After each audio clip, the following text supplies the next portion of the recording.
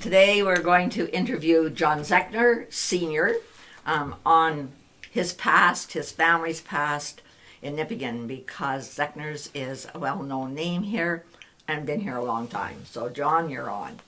Yeah, as Glenn said, my name is John Zechner. I was born April 14th, 1943 in Port Arthur. 2 days later, I came to Nipigon, and I've been here since. My parents are Florian Zechner and Impi Isomaki. My father came over to help his uncle Tom Brunner in Hercote, Ontario, and he met my mother there at the local Keating Hotel. In 1932, they married, and a few years later, Dad bought a store in Hercote. Now, the store he only ran the store for a little over a year, and then they heard news of the building of the Red Rock Mill, 1937. So Dad came in 1936, and he worked for E.C. Everett for a year. E.C. Everett had two stores, one up by the theater and the other where the pharmacy is. And my dad asked E.C. if he'd sell one of the stores, and E.C. said, "Well, I'll sell you the one down by the Hudson Bay." Father was running the one up by the theater. So Dad agreed, and Dad actually made 3 payments to Mr. Everett for the store and found out he didn't own the store. Mrs. Keating owned the store. So that's just a side note. But anyways, Dad built the business up, and he relates one night he was stocking shelves in the store, and the Royal Bank manager Bailey, who was in the building right next to us, came over and knocked on the window, and Dad went out to the door and he said, "Florian, I've been looking at your account, and I think what you need is a line of credit." He says, "You come in tomorrow and we'll set things up." And talking to Dad, that was the real start of the business, because he felt a little more comfortable then. Of course, I also had 2 sisters, Doris and Margaret. Doris, by the way, passed away a few years ago, bless her soul. And Doris was born in Hercote, and Margaret in Nipigon. Now, in 1946, Thomas Brunner, Dad's uncle, his wife died, and so Tom gave up the farm and he came to work with Dad in the store. Now, in the latter years of the 40s, news came of the new Pine Portage Dam.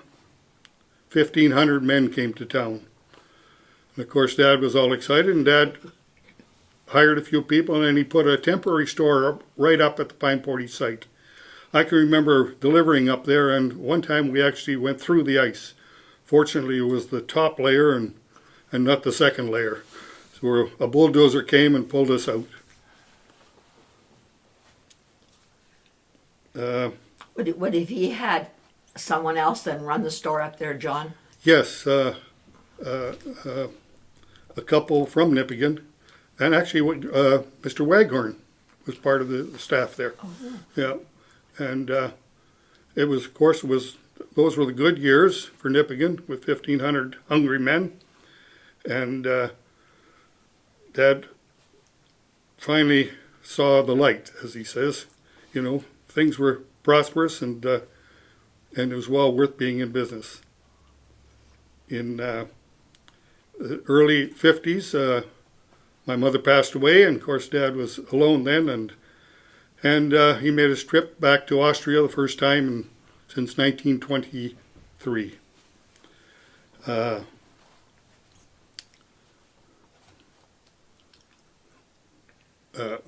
The building that Dad had down beside the Hudson Bay, it was actually 3 businesses in it. One was the Royal Bank, and then Dad in the center, and Saunders Furs on the other side.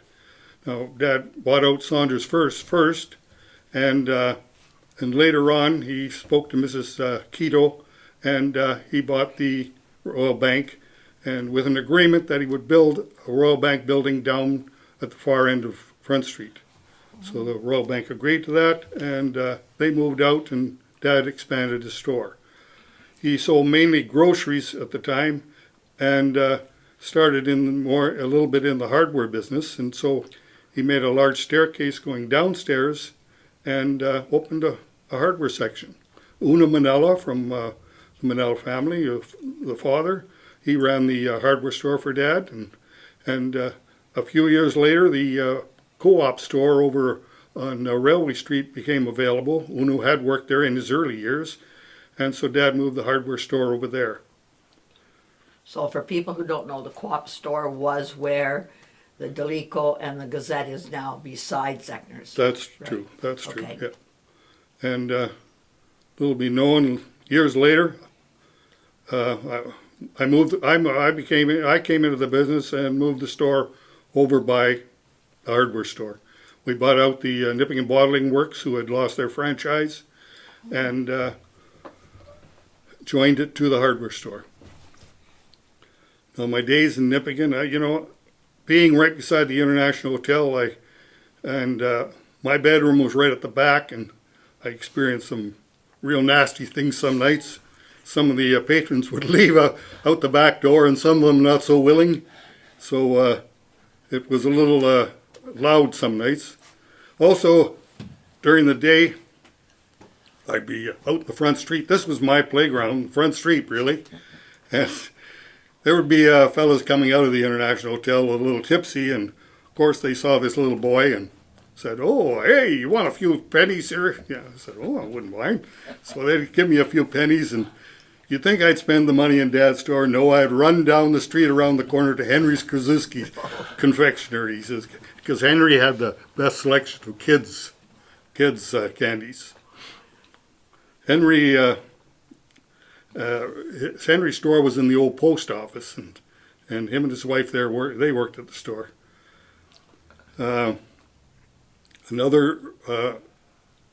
Just an aside though, Yep. because when we interviewed before, we forgot the postmistress's name, and that was Miss Barker. Miss Barker, Right. yes. We had that, didn't have that in one of the other ones, so Okay, that's yep. good to add that. Okay.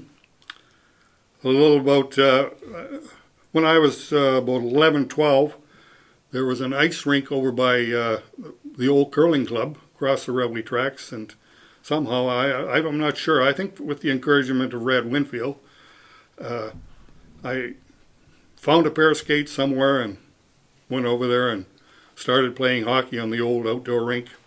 I used to watch the games of Nipigon, Scriber, and that on the snowbanks. They didn't have any bleachers or anything. You stood up on the snowbanks. And in between, anybody that could run a shovel would go down on the ice and plow in between periods. Then the idea of a new arena came up, and one of the things that, of course, the arena had to have was water.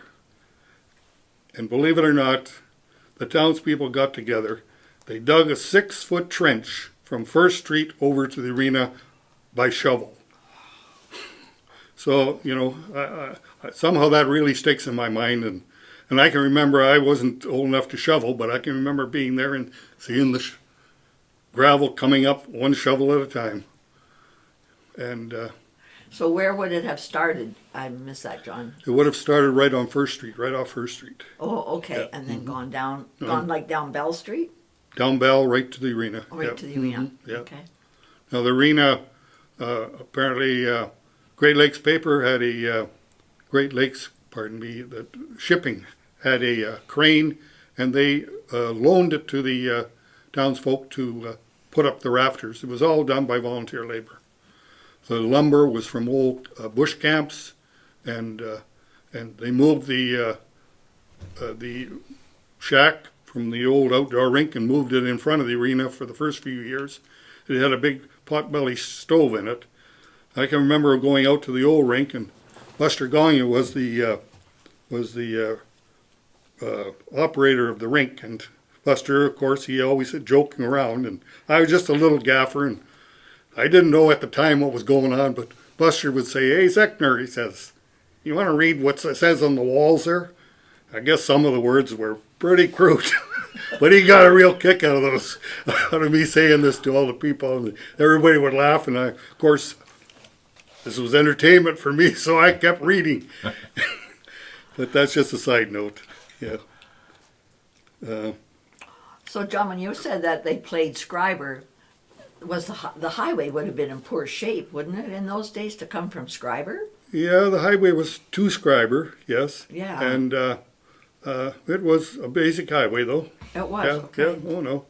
Okay. From Schreiber on, well, there was no highway, of course. And we had, if they played in Marathon or Terrace Bay, Marathon especially, they took the train. Oh, okay. Yeah. So in the days your dad had the store here, I just remember you having that little warehouse beside the railway tracks Yeah. on the other side there. Now that warehouse came with the Consumers Co-op building, and Dad used it for feed and flour. He at that time he handled all kinds of chicken feed and feed for cattle and that for the local farmers, especially out in the Hercadorian area. Right. And I can remember many times going with Dad and delivering to the different farms and that. I remember the names now when I hear them. And so would that have all come on the train? Yeah. In fact, we used to get carnation milk, and we used to get it a full boxcar of carnation milk. We'd unload it there and leave it there for the summer, and then during the winter we had to bring it over to the store. But a full boxcar of carnation milk. That was, I think, that was a staple in the bush camps, though. That was a wasn't it? staple all around. All yeah, around. Yeah. Yeah. Oh, no. Wow. Yeah, there was only so much fresh milk, I guess. So your dad had a couple of trucks, a truck to deliver. You're saying he delivered, so Yeah, we had an extra truck, especially when the Pine Portage operation was going. And then in the early 50s, Dad got in the blueberry business with the Poplar Canning Company of Poplar, Wisconsin. Now, our truck apparently went to the border every day with a truckload of blueberries. Now I'm talking about a 3-ton truck. And now I'm not sure, but it's either $50,000 worth or 50,000 baskets of blueberries went to the Poplar Canning Company in Poplar, Wisconsin. wow. Yeah, he had everybody in the area picking blueberries. I hate to say it, but in those days you got 75 cents for a basket of blueberries when you picked it. Yeah. But your dad obviously was an entrepreneur and took advantage of every yeah. little thing that came along. And the Poplar Canning Company, they were very pleased to have the blueberries. Yeah. Yeah, a wild blueberry, yes. And coming very fresh. Yes, to oh yeah. them. Yes, right, for sure. So that's part of the mural that you have on the wall at the store is that truck. That truck One other actually truck. is loaded with blueberry baskets. Right. Baskets of those type. They would put the baskets, pour the baskets in those larger baskets for shipping. Okay. So that mural really has meaning, and there'll be a lot of people look at it and Oh, yeah. don't get the connection, but No, that's true. Yeah. And the actually my sister Doris in the real picture is sitting on the hood. Her and Wallace Everett, EC's son, right. and she as always says I should be up there, but unfortunately she wasn't. So tell a few changes you see on the store that you're in now.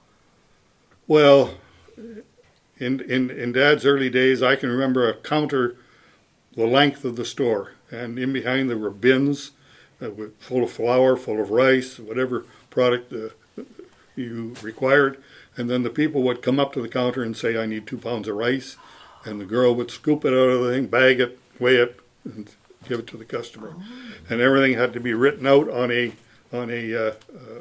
slip. Wow. That was major work in those days. Yeah. I should say, too, that I remember the days on Main Street, since that was my playground. Saturdays was a day that everybody came to town. The section men off the railway, the farmers, and everybody came to town. They came to town with a suit and tie on. It was important in those days that when you came to town, you dressed properly. Yeah. But sometimes when they arrived in the morning with their suit and tie, and when I saw them on the main street later on at 6 o'clock, the tie was a little crooked and the suit was a little crooked. But they thought it was important they dress up. Interesting, eh?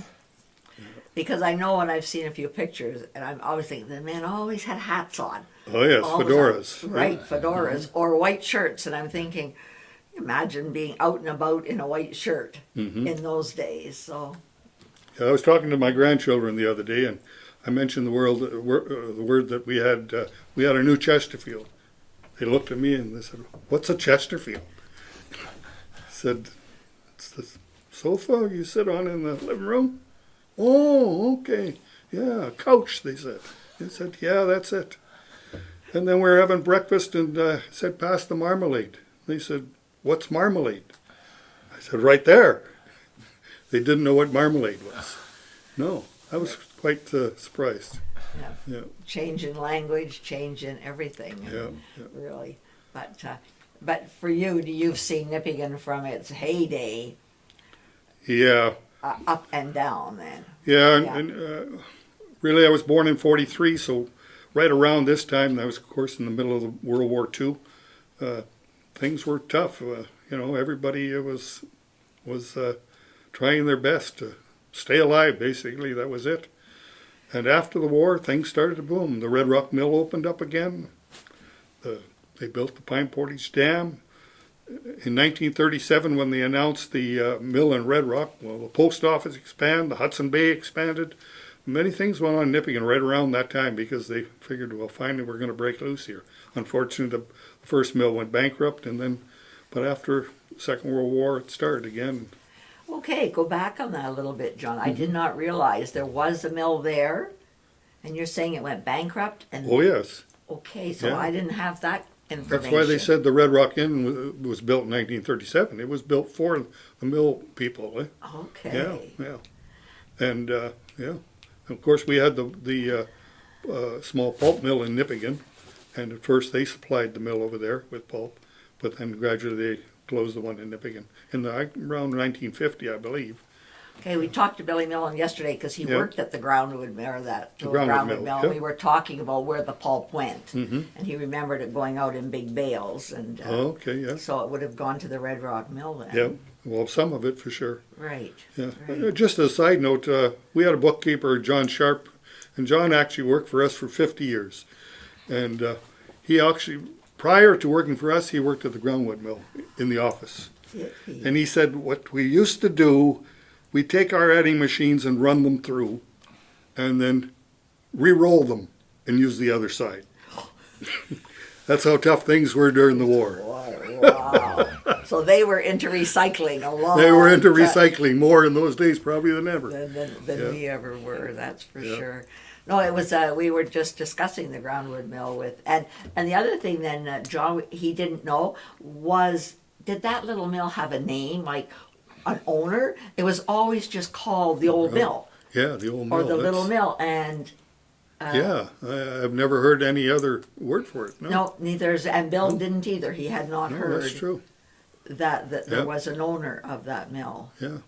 Yeah, Bill, of course, he lived in the CPR station. Yes, yes. And his sister, Margaret, used to babysit me quite a bit. And, of course, I got to know Mrs. Millen, and I would venture over there quite often and stand at the bottom of the stairs and yell out, "Mrs. Millen!" And she had a real high-pitched voice, and she yelled down, "Oh, the Cookie Monster's here." She says, "Don't worry, I've got some fresh cookies for you." So Bill was all part of the family in those days. Yeah. Right. He has lots of memories too, so we've interviewed him too. Yeah. Okay, so that's good. We've got some good information there Okay. from you. We're back with John again. We wanted to talk to him a little bit about the sports in his younger years, older years, the comparison, because it would have been ball and hockey mainly in Nipigon, Red Rock, Scriber, Marathon. Those places were all connected by hockey. I don't know if they were connected by ball as well. Yeah, those communities mainly by hockey. Of course, Marathon, you had to go by train, but Marathon was in the league. Terrace Bay, Scriber, Nipigon, and later on Red Rock had their own team. But there was a real rivalry. When we built the new arena, you had a hard time getting a seat in the arena in those days because of the rivalry. And it became even more of a rivalry when Red Rock entered the league. Of course, So- Nipigon and Red Rock. Nipigon had an arena before Red Rock? Yes, they did. Yeah. Okay, so Red Rock would have maybe had an outdoor rink or... Red Rock had an outdoor rink. Yes, I remember going to Red Rock as a very youngster, and coming down on a goaltender, and I scored a goal. I remember, and then I skated right through the net because there was no netting on the net. Well, I remember the rivalry. I mean, Red Rock and Nipigon, and Scriber and Nipigon, too. Yeah, well, Scriber has always been a rivalry there. Rivalry Yeah, in there. fact, my granddaughter went and played for Scriber, in the women's league down in Toronto, and I told the coach I'm having a hard time cheering for Scriber. I said, "You have to pardon me," but he understood. So you played hockey and you coached hockey. Yeah, I played in my late or middle teens, I guess. I played 1 year with the Nipigon Flyers, and then I left here and went to university, and I played for the for Windsor Junior B, and I played for the University of Windsor for 4 years, and then I came back, and I had gone through quite a bit of hockey at this time. I was 25 years old and felt maybe I should give back part of my learnings, and so I coached the Junior B for 3 years. Shortly after that, my son he was playing AAA hockey in Thunder Bay, so I was driving him up there. And then when he was finished, I went back to minor hockey in Nipigon. I was president of Nipigon Minor for 3 years, I believe. And in those days, you not only were the president, if nobody wanted to coach, you ended up being coached too. So I coached Bantam. My son Jeff played on the team at that time. When I look back at some of the records from the arena and the take at the arena, when that was what the team depended on, wasn't it? Was the take at the door? Yes. Because I don't know how you survived the expenses of a team in those days. No, and we supplied the sticks too. And these days they don't, of course, with $300 stick, they don't supply the sticks on the Junior B. But in those days, we supplied sticks. We paid, but they had fundraising, and they also had a cut of the gate, of course. And sponsors for the uniforms? Sponsors for the uniforms, yes. And they also, we didn't normally travel by bus. We'd give a guy $20 for gas, and he'd take his car. It was probably quite illegal, I guess you would say, but that's the way we did it. So it's interesting, too, when you're saying that you went by train to Marathon. Would you be able to go down there and back in a day for a game? Or had to stay overnight? Yeah, they had the dorms there down by the mill, and they had enough rooms for the team. And they came back the next day. Come back the next day. So they couldn't have been working. Well, guys were working, but they had to get time off. That was it, yeah. And I think I recall the mill here in Red Rock, for sure, being very good about giving time off for hockey players. In fact, the Red Rock Mill was good at hiring hockey players to help build up the team, yes, for sure. Yeah, oh no, that was part of it in those days. And that's why Terrace Bay had a good team, because they hired people for the mill, and Marathon too. Scriber had struggled because the CPR at those days were starting to go down on employees, so they couldn't hire too many. So their team was never as good as Terrace Bay or Marathon. Right. What about playing in Thunder Bay? Did you play at all in Thunder Bay in those days? In hockey? Yeah. I didn't play, no. In fact, we had no organized hockey in Nipigon. We had Pee-wee. Elks Pee-wee was the only organized hockey in Nipigon, and the Flyers. Right. So when you finished Pee-wee, you went to the Flyers. Yeah. They did have some, once in a while they'd have a midget team, depending on who was around and who was interested, I guess. Yeah. Right.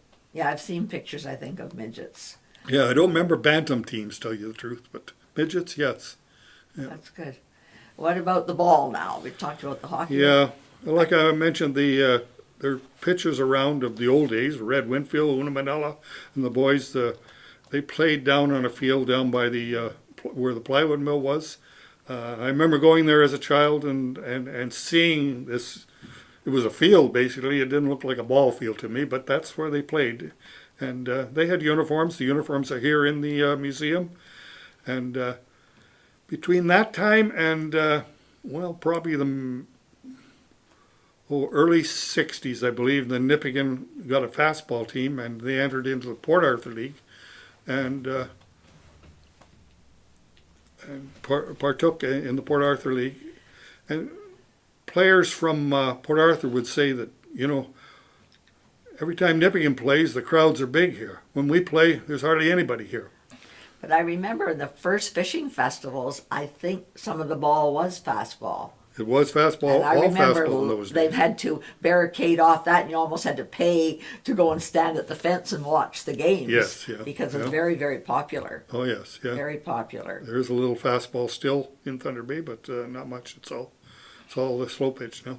Right, and we actually had some quite good players. Oh, yeah. Oh, yes, Did yeah. Red Rock have a fastball team too? Red Rock had a fastball team, yes, and they also had a baseball team. They entered into the Thunder Bay League also and won the Thunder Bay League.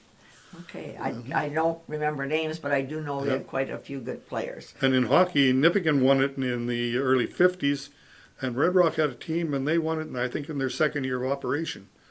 Yeah.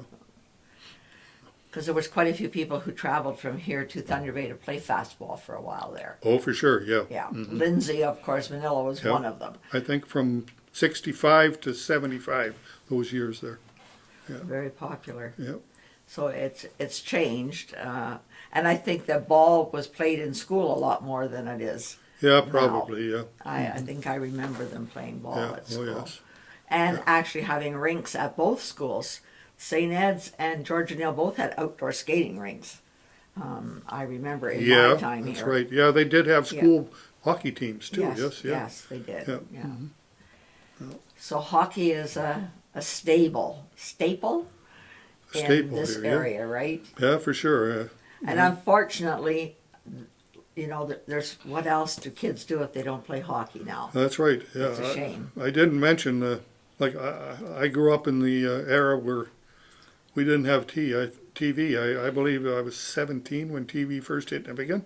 Fortunately, the drug us, Morris Thompson, put up a 100-foot tower, and of course he was on the hill too, and he was drawing his TV from Marquette, Michigan. Now, if you were lucky, on Saturday nights, the Thompson boys would invite you up for the hockey game. But I'll tell you this, that sometimes you couldn't see the puck because the TV was so snowy. But you were happy to be there because it was live. Right. Yeah. Mm-hmm. Yes, well, then TV coming here would have been a big deal. Oh, yes, yeah. How we passed the time, I can remember the Manila family, they had 5 boys in the Manila family, so there was always hockey on the road in front of the Manila house. So if you ever wanted to do anything, you just went down to the Manilas, and you're in a hockey game. And So, John, was fishing ever a part of your youth? no, fishing was I started in my mid-40s. I started going on a trip once a year with boys, and then one year I went with David Brennan out to Moss Island, and we caught about 10 salmon, and that got me hooked. And then I bought a boat, and I've been on the lake ever since. I always think of you and the lake, and not thinking that Yeah. maybe at a time you didn't fish. No, I didn't fish in my younger years. No. In fact, no. I hardly went down to the marina as such. Would your dad have sold fresh fish caught locally in those days, or was he able to? I don't believe so. No, I don't believe so. The only fish I remember was we used to get the fish around Christmas time with frozen cod.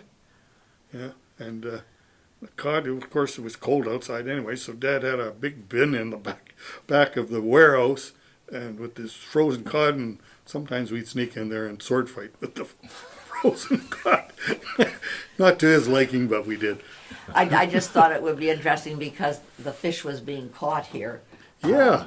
Quite a bit, so I thought he might have had fish in the store. But I think, like most places that have a surplus of anything, it's shipped out. Right. Yeah. I mean, even now it's hard to get a lake trout dinner, really. I don't think there's a restaurant in Nipigon that serves a lake trout dinner. Well, that's a shame. that was the latest discussion, Yes. is that the lake trout has gone right down in the Nipigon Bay. Oh, yeah. Yeah, there's not the Oh, not the that's- lake trout that there was. Not the lake trout that there was, but on the outside there's lake trout like there was. I'll say Right. this much, yes. At certain times a year, yes. So you know where to go now because you've been on the lake a lot. So. Yeah, I don't fish that much myself, but of course, I know all the guys that come out there fishing, and they tell me when it's good, and then I go fishing. So we've got a little bit of time here. Tell how you got involved in the hardware store then, because Banning's had a hardware store, Yeah, and it was on this side of the tracks, right? right. Yeah, Banning's was actually in this building right here. Yeah, and well, Dad always had a little bit of hardware in the grocery store, and